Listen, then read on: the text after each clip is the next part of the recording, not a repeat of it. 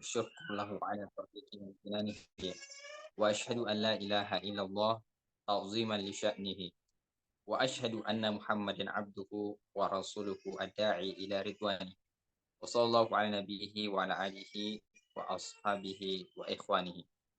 Alhamdulillah, di kesempatan siang hari ini, di sore hari ini kita diberikan kesehatan Allah Subhanahu wa taala dan semoga kita semua senantiasa diberkahi dirahmati Allah Subhanahu wa taala.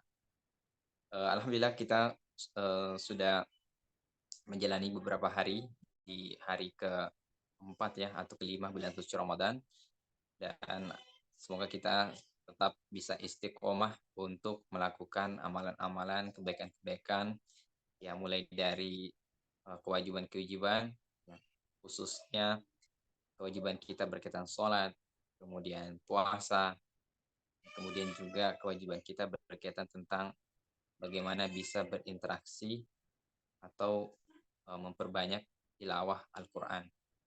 Nah, alhamdulillah di pembahasan kita ini akan banyak mengupas bagaimana cara kita berinteraksi dengan Al-Quran. Pertemuan sebelumnya kita sudah menjelaskan tentang bagaimana seni berinteraksi dengan Al-Quran. Diharapkan dari interaksi kita dengan Al-Quran, dan kita sudah memiliki metode, cara bagaimana berinteraksi, itu kemudian interaksi yang tidak hanya kering. Maksudnya interaksi yang hanya membaca, ya, kemudian setelah itu ditinggalkan. Tapi kita ingin next level, yaitu bukan sekadar membaca, tapi bagaimana memahami apa isi kandungan yang kita baca. Dan itu jauh lebih bermanfaat, lebih berharga ketimbang kita hanya sekedar membaca. Meskipun membaca itu kita dapatkan pahala dari setiap huruf, tapi yang Allah inginkan dan Rasulullah SAW inginkan adalah ketika kita membaca Al-Quran, kita membaca dan bacaan kita itu bermakna. Bacaan yang melahirkan gagasan, bacaan yang melahirkan ide, bahkan bacaan yang bisa kemudian melakukan perubahan di tengah sosial, di tengah lingkungan kita. Nah, pada kesempatan yang berbahagia ini, kita akan melanjutkan pembahasan kita, yaitu bagaimana mindset, ya, pemahaman kita terhadap kisah Al-Quran. Yang ternyata dari kisah Al-Quran ini, kita bisa mendapatkan yang disebut dengan motivasi. Nah, pertama adalah mengapa di Al-Quran hampir, ya, bahkan kita katakan sepertiga Al-Quran itu berisi tentang kisah. Ya, ini kan seharusnya kita bertanya-tanya, ya, mengapa Al-Quran isinya nggak ahkam saja, hukum-hukum, atau mungkin tentang data-data, ya. Mengapa kemudian di Al-Quran itu isinya sepertiganya lah kisah. Bahkan tadi di hari Jumat ini salah satu yang disunahkan kita membaca surah Al-Kahfi, yang dimana di surah Al-Kahfi itu berisi juga kisah. Ya, ada 4 kisah yang penting dalam surah Al-Kahfi. Nah, jawabannya adalah mengapa di Al-Quran berisi kisah-kisah? Karena ternyata kisah-kisah itulah mengajarkan kita tentang yang disebut dengan sunnatullah. Ya, jadi banyak yang bisa kita baca dari kisah. Nah, yang pertama adalah kita bisa belajar tentang sunnatullah. Apa itu sunnatullah? Sunnatullah adalah prinsip-prinsip yang mengatur kehidupan manusia yang sifatnya universal. Maksudnya adalah baik orang beriman maupun orang kafir, maka ada yang disebut dengan sunnatullah berlaku. Misalnya ketika kita ingin sukses, maka kita harus berusaha, bekerja. Ya, itu sunnatullahnya. Ketika kita ingin berhasil dalam menjadi misalnya sebagai seorang mahasiswa, maka sunnatullahnya adalah kita ya harus belajar dengan giat, ya, baca buku, ya, kemudian menulis karya ilmiah, skripsi misalnya kalau S1. Ini namanya sunnatullah. Nggak mungkin kita kemudian hanya dengan modal rebahan, hanya banyak main, ya, tidak fokus belajar, lantas kita ini mengharapkan hasil ujian yang memuaskan. Nah, ini artinya kita melanggar yang namanya sunnatullah. Ya. Kalau kita misalnya ingin menjadi seorang yang kaya, ya, sukses dalam berdagang, maka sunnatullahnya ya kita harus giat, ya, bekerja, mempelajari bagaimana cara apa namanya, cara-cara kemudian berdagang. Ya, meskipun ada juga uh, yang kita sebut sebagai rezeki. Ya, boleh jadi kalau rezeki ya boleh jadi setiap orang berbeda. Tapi sunnatullahnya adalah butuh usaha. Ya, Nah, itulah yang disebut dengan sunnatullah dalam kehidupan yang berlaku bagi siapa saja, baik orang beriman maupun orang kafir. Mungkin kita mengatakan, kenapa ya misalnya ada kita lihat orang yang kita anggap sebagai orang yang tidak beriman, ya, tapi kenapa ketika dia apa namanya, misalnya berusaha, ketika mereka misalnya berdagang, oh rata-rata mereka sukses. Ya. Nah, sementara ketika ada orang beriman, ya, yang kemudian melakukan hal yang sama, kenapa kemudian tidak sukses? Nah, sekali lagi kita kembali bahwa ada sunatullah yang berlaku. Kalau kita ingin menjadi dagang yang sukses, maka tadi harus menerapkan sunatullah. Mungkin boleh jadi mereka yang kita sebut tadi orang kafir, dia bangunnya lebih cepat misalnya. Mereka misalnya jujur dalam berdagang, amanah, yang seterusnya. Sementara ada orang yang kita sebut beriman, tapi ketika dia bermuamalah, ya dia lupa bayar utang, ya, atau mungkin nggak mau sama sekali tentang hutangnya, dia lupakan. Atau misalnya dia suka menipu. Nah, ini sekali lagi sunnatullah yang harus kita terapkan. Jadi baik orang beriman maupun orang kafir, sunnatullah itu berlaku. Makanya sunnatullah ini disebut juga dengan al-qawaid al-qawaid al-haya, ya, kaidah kehidupan. Disebut juga dengan al-qawaid al-hadarah. Ya. Orang biasa menyebut dengan falsafah al-haya, filosofi kehidupan, atau falsafah tarikh, filsafat sejarah, atau biasa juga disebut dengan the law of nature, hukum alam. Ya, jadi ini banyak istilah tentang sunatullah. Nah, artinya apa? Sunatullah itu ada dan berlaku dari mulai Nabi Adam sampai akhir zaman. Ya. Contoh lagi misalnya sunatullah ketika kita eh, misalnya dalam dalam kehidupan kita, ilmu sains misalnya, ketika ada benda yang kita lempar, ya, ke atas, maka benda itu otomatis akan jatuh ke bawah. Nah, ini namanya sunnatullah dalam IPA. Ya, ada hukum gravitasi, ada hukum alam, bahwa sesuatu yang ketika dilempar di atas, dia akan jatuh ke bawah. Nah, itu juga disebut sebagai sunnatullah. Jadi sunnatullah ini banyak, dan salah satu yang bisa kita pelajari dari kisah-kisah umat terdahulu yang disebutkan khususnya di dalam Al-Quran, kita bisa belajar tentang sunnatullah kehidupan.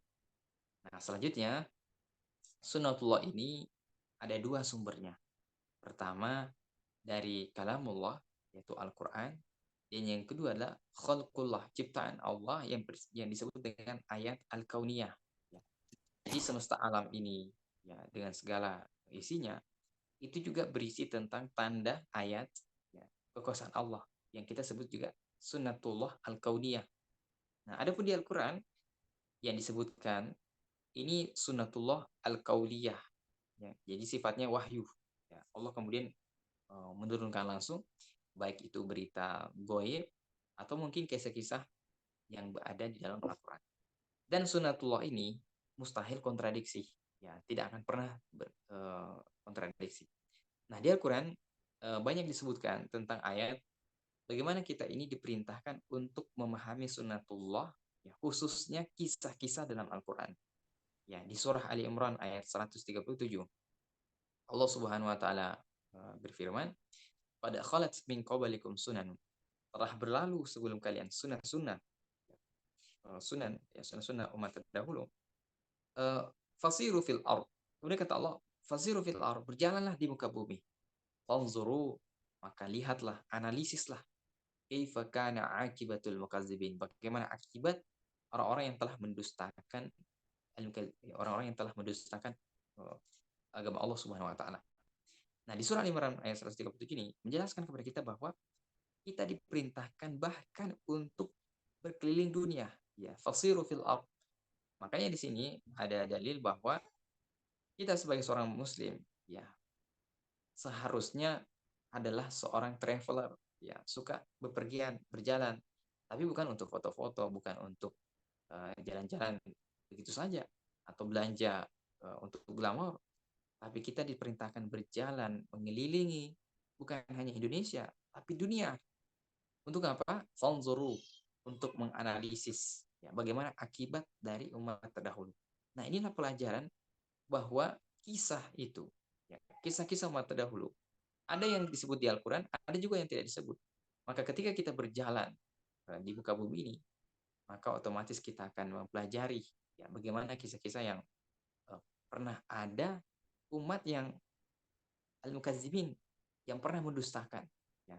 Maka di sini menjadi dalil juga bahwa kita diperintahkan ya pergilah berjalan menuju dunia ini.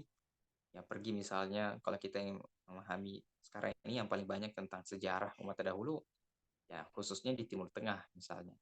Atau boleh jadi kita pergi ke Eropa, ke Amerika.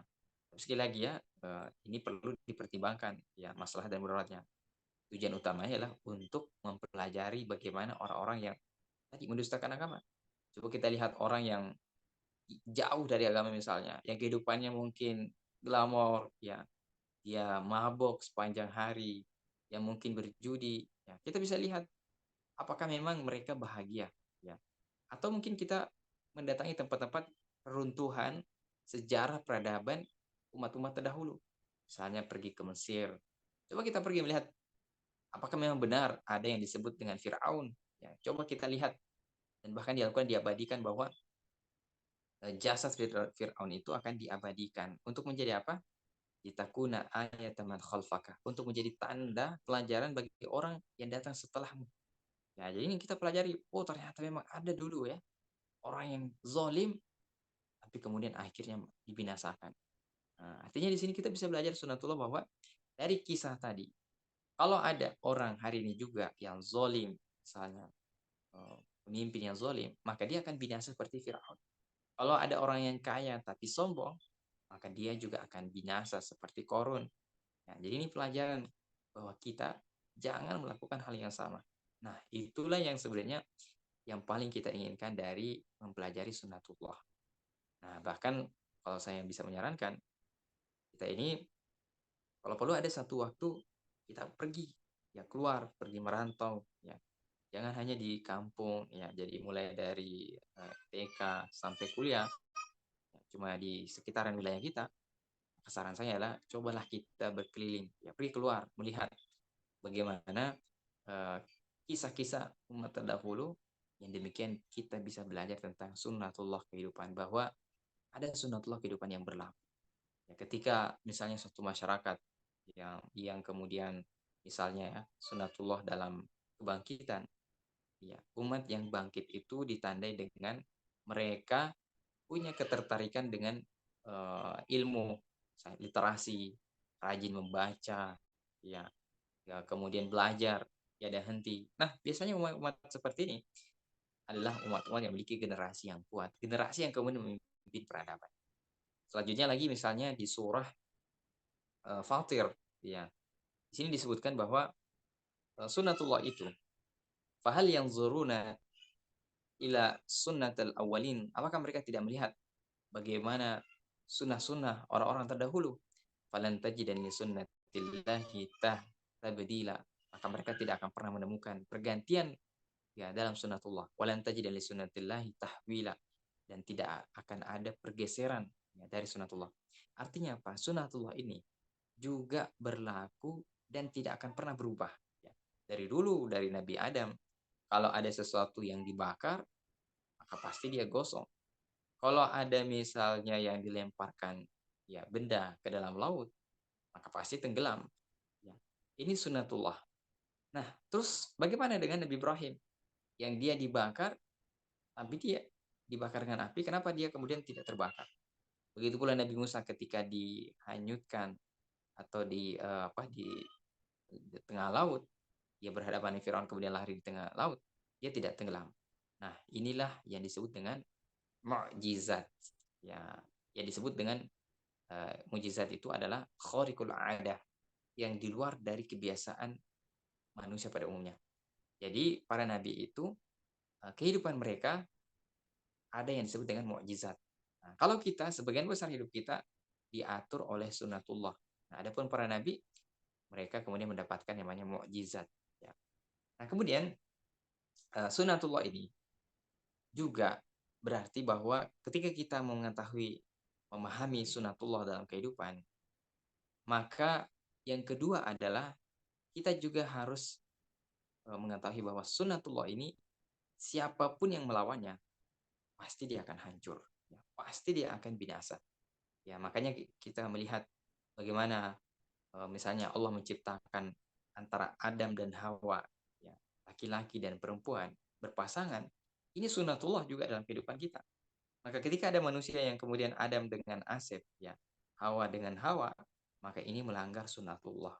Ya, jadi ini contoh kalau manusia melanggar sunatullah pasti akan terjadi eh, kebinasaan. Makanya kita lihat bagaimana kaum Nabi Lut, ya, yang dihancurkan Allah Subhanahu wa taala dibinasakan karena mereka melanggar, ya, menyelisihi, bahkan melawan sunatullah. Bahwa laki-laki itu ya pasangannya harus dengan perempuan. Ya, hewan pun tidak berani kemudian melanggar sunatullah. Ya, maka mengapa manusia begitu berani melawan sunatullah? Itu juga kita bisa melihat tadi kisah Firaun yang kemudian melawan sunatullah, ya, Korun, ya, dan seterusnya. Jadi kisah-kisah umat terdahulu ini mengajarkan kita tentang sunatullah.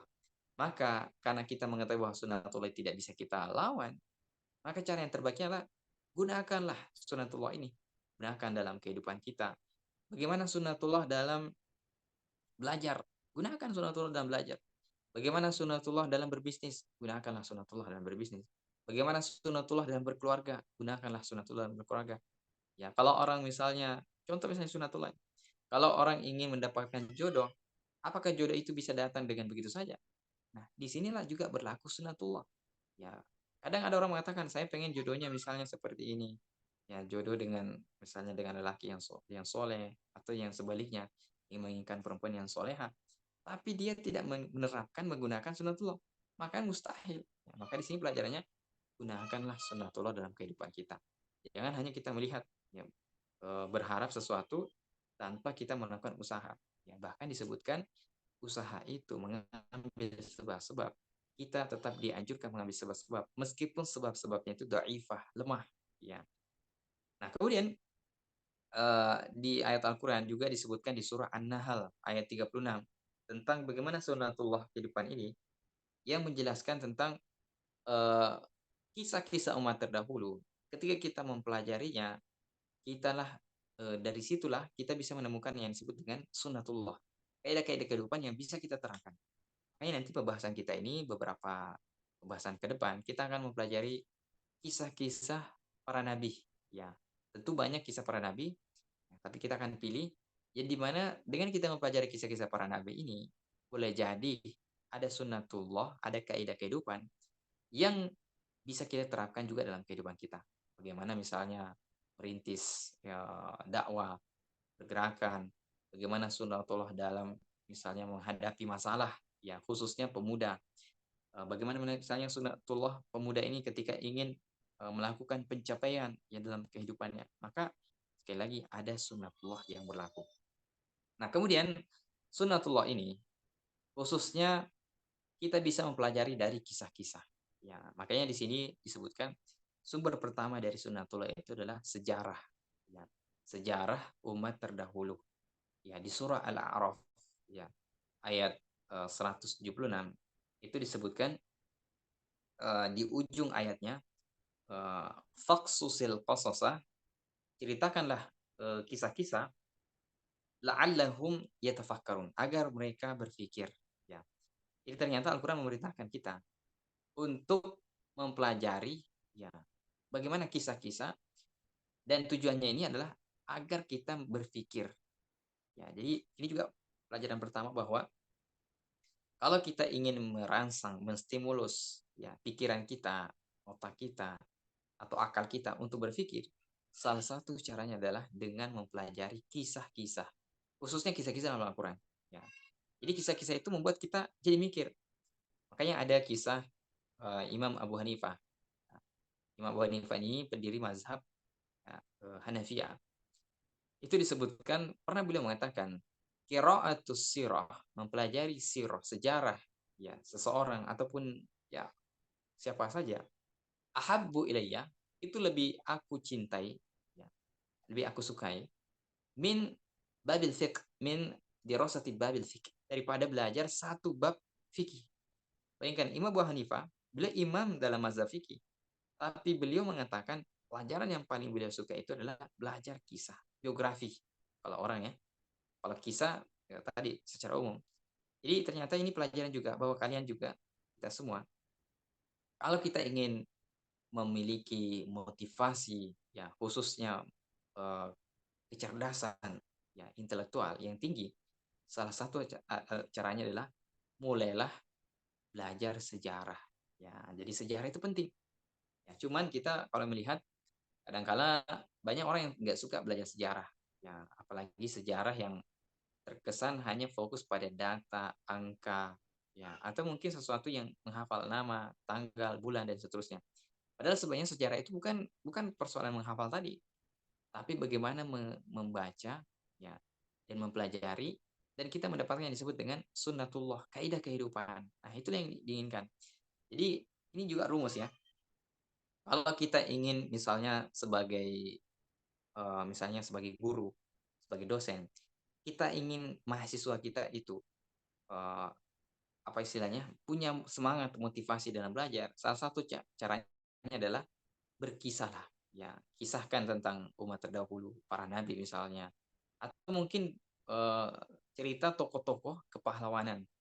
Ini saya kira kalau kita menjadi dosen yang suka berkisah, saya yakin kita pasti disukai oleh mahasiswa.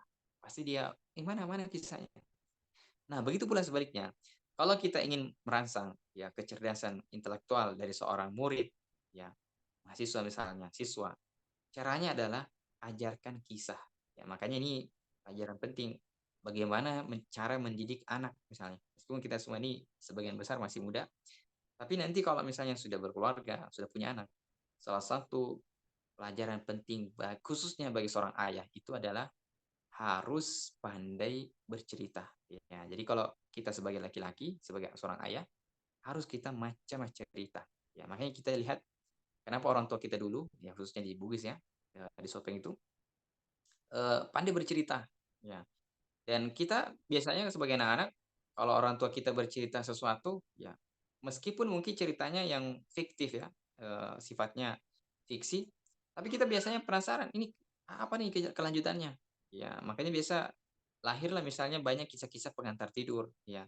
Kenapa? Karena kisah itu punya daya motivasi, ya khususnya motivasi, dan punya daya tadi membuat orang itu berpikir.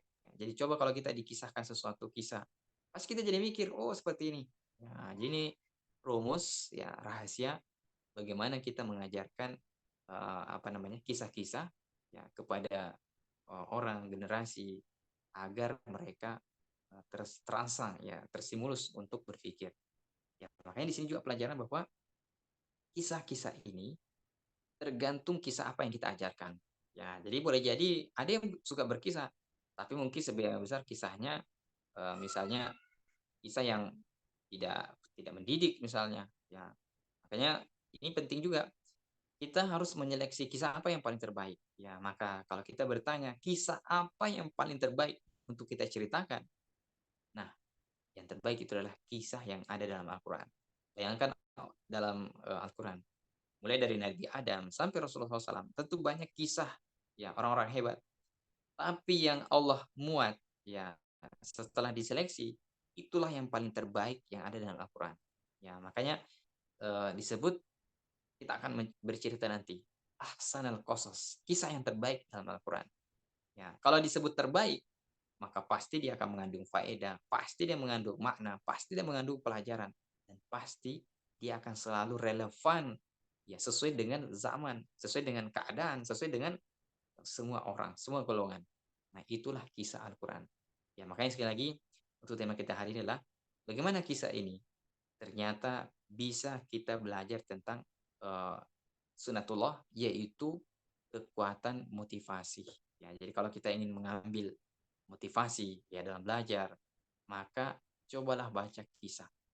Nah, makanya kisah ini sekaligus mengajarkan kita. Kalau tadi Al-Quran sepertiganya adalah kisah, maka kalau kita ingin mengibaratkan kurikulum, maka seharusnya kurikulum apapun itu jurusannya, ya meskipun kita jurusan IT misalnya, atau jurusan yang tidak ada hubungannya dengan tadi ilmu tentang sosial misalnya, maka tetap kemudian kita mengatakan bahwa sepertiganya itu harus memuat tentang sejarah. Nah, jadi kalau misalnya kita ini belajar 12 mata kuliah, Maka kalau kita mengatakan tadi sepertiga Al-Quran itu adalah kisah, maka seharusnya ada 3 mata kuliah itu belajar tentang sejarah, ya. Nah, kalaupun misalnya kita belum ada, maka kita adakan, ya kita buat. Makanya kalau kita bicara tentang sejarah ini, ada 3 sejarah atau 4 ya, atau bahkan 5 minimal yang harus kita ketahui. Yang pertama itu adalah sejarah umat terdahulu, ya. Yang kedua adalah sejarah para nabi, ya, kisah-kisah para nabi. Lalu yang ketiga adalah sirah, ya, sejarah Rasulullah SAW, ya. Nah, makanya ini kita lihat, ada satu tradisi ya di lingkungan kita, khususnya yang di Bugis, itu kalau orang misalnya lagi akikah, lagi misalnya naik rumah baru, ada satu yang sebenarnya, saya tidak mengatakan tentang hukumnya ya, saya hanya mengatakan salah satu yang diajarkan, yang dibacakan itu adalah kisah, ya. Kisahnya siapa? Kisah Rasulullah SAW, ya. Coba cari ya, ada itu biasa dalam tradisi kita itu dibacakan kisah, dan kisah ternyata yang dibacakan itu kisah Rasulullah SAW. Jadi orang dulu ketika dia senang, gembira, ada anaknya, naik rumah baru, atau mungkin lagi nikahan, pengantin baru, maka apa yang dilakukan? Mereka membacakan kisah. Sayangnya banyak orang kemudian tidak memahami apa sebenarnya tujuan dibalik dibacakannya tadi. Sebenarnya di situ intinya adalah kisah, ya. Karena kisah itu membangkitkan semangat, motivasi, ya. Ada seolah-olah ketika kita membaca kisah itu, meskipun dia berulang, ya, khususnya kisah Al-Quran, dan tidak pernah kita bosan dengan kisah-kisah Al-Quran. Ya, jadi kalau kita bosan dengan kisah-kisah manusia misalnya, series dan seterusnya yang tidak bermanfaat, tapi sekali lagi mulailah kita belajar tentang kisah-kisah para nabi. Itu tadi yang ketiga, sirah nabawiyah. Nah, ini suatu saat kita akan jelaskan juga bagaimana sejarah Rasulullah SAW itu sangat penting, khususnya kita mendapatkan motivasi. Yang keempat adalah sejarah peradaban Islam. Nah, saya kira ini banyak ya, atau sebagian orang tidak memahami ini bagaimana kisah peradaban Islam mulai di zaman setelah Rasulullah SAW, Khulafaur Rasyidin, sampai hari ini. Ya, kemudian yang kelima, kalau kita mau tambahkan sejarah peradaban Islam atau sejarah Islam di Indonesia. Atau bahkan mungkin kalau kita mau tambah lagi bagaimana sejarah Islam di Sopeng. Ya, makanya ini penting kita, khususnya orang Sopeng ini, harus tahu siapa orang yang pertama kali membawa Islam ke Sopeng. Bagaimana mereka berdakwah, bagaimana mereka kemudian mengenalkan Islam, bagaimana sejarah raja-raja terdahulu kemudian bisa masuk Islam. Nah, ini saya kira penting kita pelajari. Supaya apa? Kita mendapatkan motivasi. Oh, ternyata beginilah mereka. Ya, jadi kalau kita bertanya sekarang, ya saya kadang misalnya tidak semangat belajar, malas dalam belajar. Nah, salah satu caranya adalah pelajarilah kisah. Jadi ketika kita ingin misalnya tadi ahli dalam bidang tertentu, pelajari siapa biografi orang yang pernah menjalani bidang ini. Misalnya kita ingin menjadi ahli pendidikan, pelajari siapa sejarah orang yang expert dalam pendidikan. Pelajari bagaimana dia belajar, bagaimana dia menuntut ilmu, bagaimana dia kemudian menghafal, bagaimana dia kemudian menghadapi masalah-masalah hidupnya. Nah, ketika kita mempelajari itu, mempelajari biografi tokoh tertentu, dari situlah kita bisa mendapatkan motivasi. Misalnya kita sekarang ini jurusan misalnya manajemen atau jurusan komputer. Pelajari siapa orang yang pernah kemudian menjadi orang hebat, ya karena dia mempelajari tadi komputer, penemunya misalnya. Nah, dengan demikian disitulah kita bisa mendapatkan motivasi. Jadi ketika kita misalnya lagi down, ya nggak semangat kerja tugas, nggak semangat kerja skripsi misalnya, ketika kita mempelajari, nah itulah yang bisa men-charge ya keimanan kita. Kita jadi semangat lagi. Bahkan disebutkan ketika orang ingin menjadi pemimpin, pemimpin dulu itu bacaannya adalah sejarah. Ya, bisa kita lihat kisah misalnya Ratu Bilqis, ya. Ratu Bilqis itu paham tentang sejarah, makanya dia sebelum tadi beraksi menentukan keputusan menghadapi Nabi Sulaiman, dia mempelajari sejarah, mempertimbangkan sejarah ketika mengambil keputusan. Rasulullah SAW ketika Fathu Mekah, sebelum beliau menetapkan keputusan, apa yang terbaik bagi orang-orang kafir yang dulu menyerang Rasulullah SAW, bahkan menyiksa Rasulullah SAW, maka beliau menimbang, mengingat kisah Nabi Yusuf. Ketika Nabi Yusuf memaafkan seluruh saudaranya, maka Rasulullah, saya juga memaafkan kalian. Masya Allah. Ini pelajaran berharga bahwa ketika seorang pemimpin memutuskan sesuatu, dia kemudian memanfaatkan yang namanya kisah, menimbang kisah. Maka ini juga menjadi inspirasi di antara kita misalnya yang menjadi ketua atau pimpinan STIMIK Amika ini, kalau misalnya ingin menentukan misalnya kebijakan, keputusan, ya bisa kan di situ menimbang, ya dan seterusnya. Boleh kita cantumkan. misalnya menimbang ya dengan mempelajari kisah misalnya Rasulullah SAW. Setelah itu baru memutuskan. Nah, Masya Allah ini luar biasa. Jadi kita memutuskan suatu perkara berdasarkan kisah. Ya, bahkan ketika kita mempelajari sejarah, ya kisah tadi, khususnya kisah dalam Al-Quran, ini akan membangun cara dan kemampuan berpikir yang sangat tinggi. Ya, ala kuliah sekali lagi, kisah ini punya hubungan dalam membangkitkan motivasi kita. Khususnya tadi, kita di zaman sekarang ini, mungkin kadang-kala kita misalnya tidak tahu apa yang harus kita lakukan, ya bimbang, down. Bahkan disebut Rasulullah SAW itu ada juga bimbangnya, ada ragunya. Dia nggak tahu apa yang harus dilakukan. Makanya Allah Subhanahu Wa Taala menurunkan kisah-kisah linusabbita bihi fuadak untuk menguatkan, meneguhkan tekad ya hati Rasulullah SAW. Jadi kalau kita ini lagi bimbang, lagi ragu, misalnya ingin melakukan sesuatu, ya ingin belajar apa keputusan yang terbaik, ya khususnya tentang masa depan. Salah satu pelajaran yang paling penting untuk menguatkan tekad kita itu adalah kisah. Nah, demikian bisa saya sampaikan. Semoga ini menginspirasi kita tentang pentingnya yang namanya kisah, khususnya kisah-kisah Al-Quran. Insya Allah, beberapa pertemuan kita akan membahas beberapa kisah Al-Quran yang diharapkan dari sini kita bisa mempelajari tentang sunnatullah kehidupan. Baik, saya kembalikan ke moderator.